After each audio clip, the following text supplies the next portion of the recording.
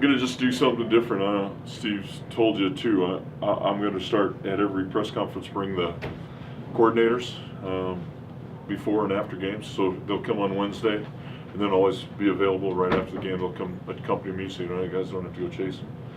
And then I'll, on Wednesday's press conference, I'll always bring a position coach.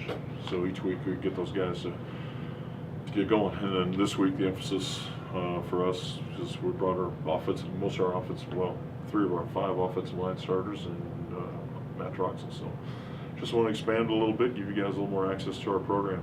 We went a long time in this program without anybody giving any access except for me. Well, we've established our culture, so now it's time to unzip the jacket and show what's underneath. As I say, is it because we're doing better or because you're doing better? I just think we've established a culture. It's just a maturity part of our program now. I think that, one thing we have here is, Don and I've been together since '01, and he totally understands kind of where we're at and can explain some things. And the same thing is true with us defensively, because Roger and I and now Spencer have been together at least 2 years, and again, we've established a culture by which those guys can answer questions maybe a little more accurately than I can, and with a lot more, you can ask those guys questions that maybe I always dance around. Maybe we'll get them to crack the eggshell. We'll see how they do. But anyway, let's talk about last week's ball game. It's great to be 1-0 at home. Outstanding job by our students, our band, our fans. I thought we were dominant throughout the day, especially in our offensive line.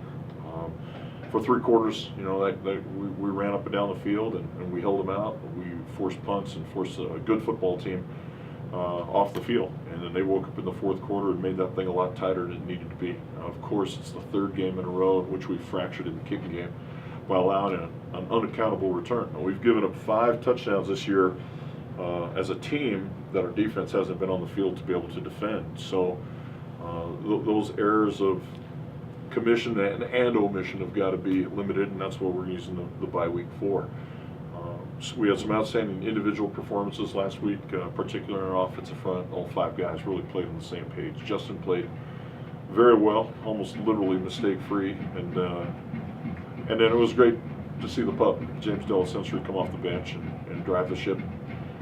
Coach Bailey gave him 1 gear and told him to turn right, and that's all he did. So he drove the car around the parking lot and still didn't wreck anything, which was a good deal for us.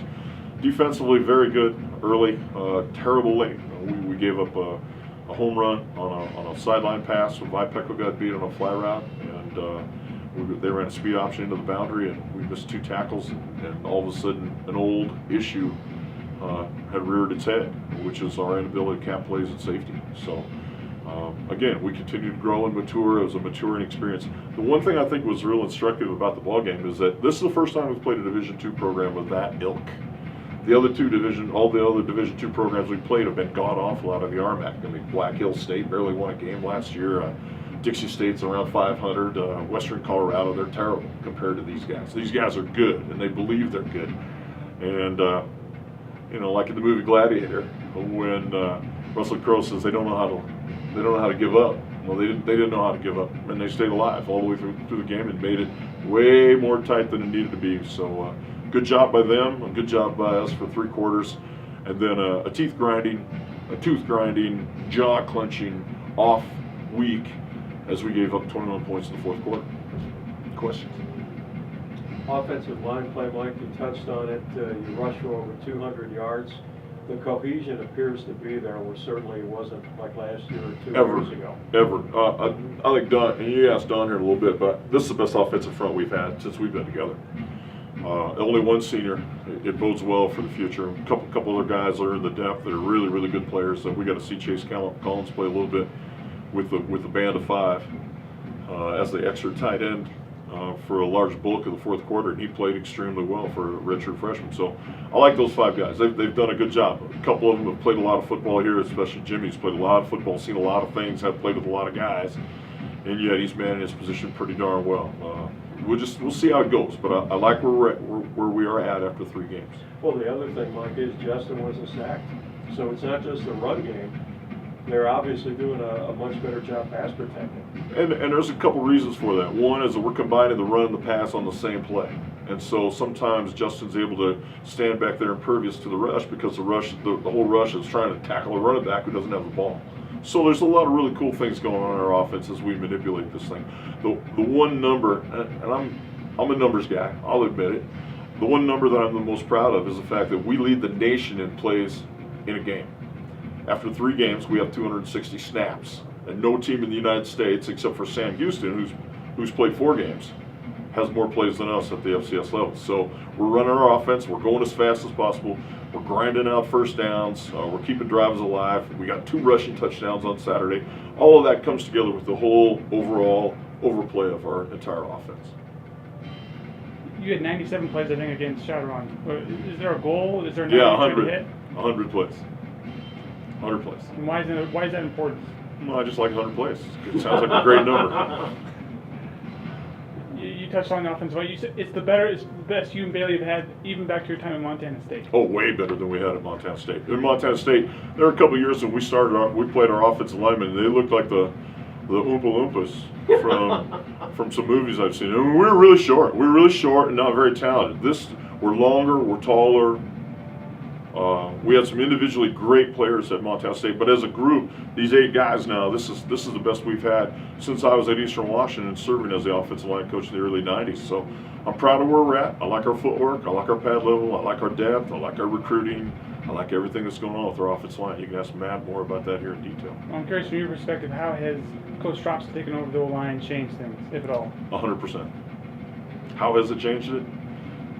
We're more cohesive. We're more on the same page. He's more on the same page with Coach Bailey. And Coach Bailey and I have a symbiosis of offensive line play that's as good as any 2 coaches I've ever seen. The special teams. God.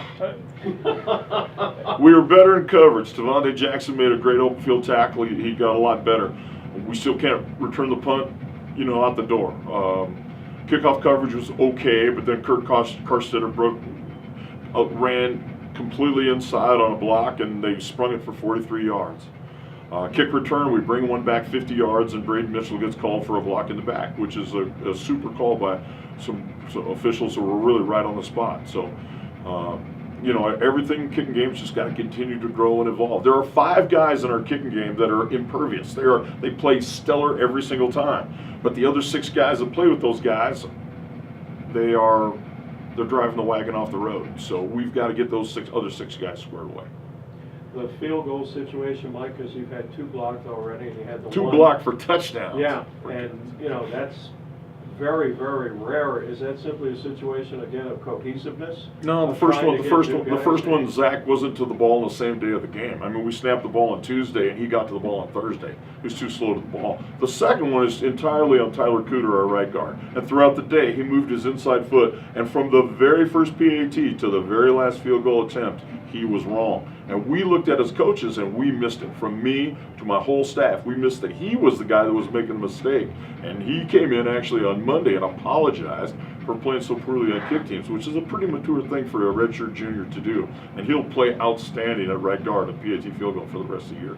So these are things, Mike, that you think are, I don't want to say easily correctable, but correctable. Well, Zach's time to the ball, his average now is at 1.22, which is okay. I'd like to see him shave another 10th off to the ball. Zach Johnson, our kicker. And the snaps have been a little spotty now because Andy Burtonshaw's throwing it back there. It's not quite the accuracy that we would get from Jake Belknap. But more importantly, Tyler Cooter can't be the reason that our PAT gets blocked for us at right guard. He's our biggest, strongest player, period, flat out. And he's got to be able to stand there because there's nobody else to replace him. And the technique we teach there, we've taught since I played. So I know he can do it, and I know he'll do a better job. Xavier is the leading rusher in the Big Sky, but he's actually the leading. He's had the most rushing attempts by wide margin. Can you overuse him, or is that even something you're worried about? That's a great question for Coach Bailey. He's going to sit right down here in about 2 seconds, and you can ask him. That is a great question, though. I'd love to answer it, but hey, ask the guys, Dylan. That's why this is going to be good for me because I get more bike riding time. You guys don't ask me questions that I'm just guessing about. You can ask these guys; they'll tell you. The crowd opening day was lower than in the past, which you've had. Is the crowd only going to improve once the Bengals start to prove that you can win, or how does that? Yeah, I wouldn't buy a ticket to watch a 2-9 team play or a 3-8, 3-9 team play. I wouldn't do it. I don't care if you charge me $1 or $100. But if we're a good team, I'm going to buy tickets. I want to see that show. So, one thing about Idaho State is that we have a very loyal fan base. And those people that come to this game, every time I walk down the ramp, we'll be on a 6-game losing streak or something, like I'll come down the ramp and I'll look up and see fans. I'm like going, geez, it's awesome for us. Because the disaffection of this program is legendary. 51 years of god-awfulness, interspersed with a couple years of okayness. And so I'm real proud of our fans. I'm proud of our student body. I'm proud of everybody else that's been involved with us. But we have got to rise this program to the point where we're an entertainment value. And you're not an entertainment value when you get your teeth handed to you every week. So I see it. I love the fact the fans that are coming. And as more fans come, great. Do I feel like those fans should come before the product's shown? Absolutely not. Absolutely not. I think last Saturday we had a great chance of 39-14 to show what we were about. That didn't include a 21-point cave-in in the fourth quarter. And so now I'm a fan. I'm going, well, do I want to go watch them lose? They don't know the difference between Shamron State and Western State of Colorado. So I don't blame the fans at all. Until we put a consistent, considerable team on the field that's going to show an entertainment value every single game, we're not going to get we're going to get a lot of empty seats, and deservedly so. The bye week, what's important in a bye week for a football team? The fact that I get to do a lot more bike riding, which is great. It's awesome. A bye week in September is awesome because it allows us to get better. A bye week in October is when you're trying to recover. And a bye week in November is just, my God, you could come at a better time, but you lose momentum. A bye week in September is the most advantageous for us because we just keep the pace going. We grind away like it's game week. We get a few more guys to get a few more plays in during the course of the week, and then we take Saturday off. But we want to be as tired and as exhausted as we can get to by Saturday so that we don't miss any game tempo or anything like that. So we had a great practice yesterday and finished it with great conditioning, and today we'll go fast again, and then we're off and running.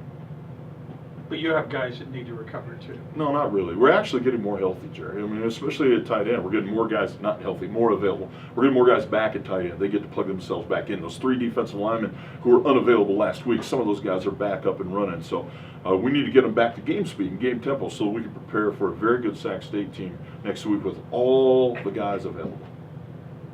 Anything else for Coach? All right, now you want to do this now, have